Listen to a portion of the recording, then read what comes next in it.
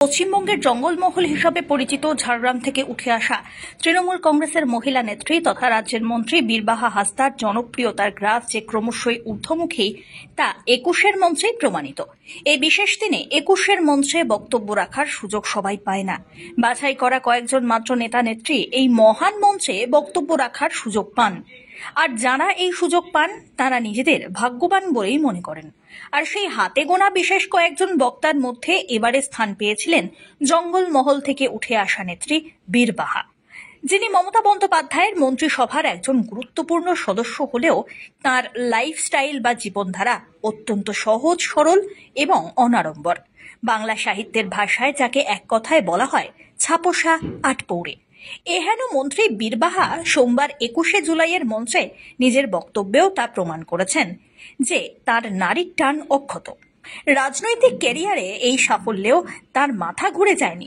আজও তার পা ঝাড়গ্রামের লাল ধুলো কাদা মাখা মাটিতেই রয়েছে, যেই কারণে ২১-এর মঞ্চের পোডিয়ামে দাঁড়িয়ে বক্তব্য রাখার সময় সবাইকে কিছুটা চমকে দিয়ে তার বক্তব্য শুরু করলেন তার নিজস্ব ভাষা আদিবাসী ভাষায়।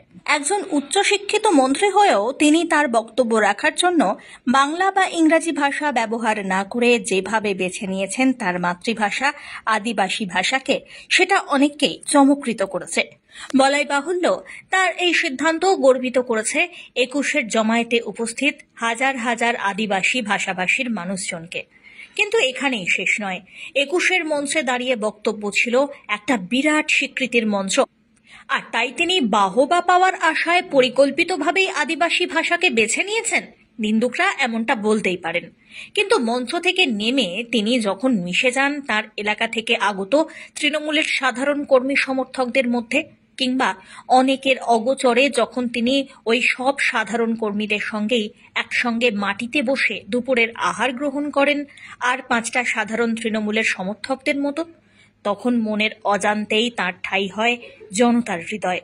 হ্যাঁ, এটাই, এই একেবারে সাধারণ থাকতে পারাটাই নেত্রী বীরবাহার ইউএসপি। এটাই তার উত্থানের অন্যতম প্রধান কারণ।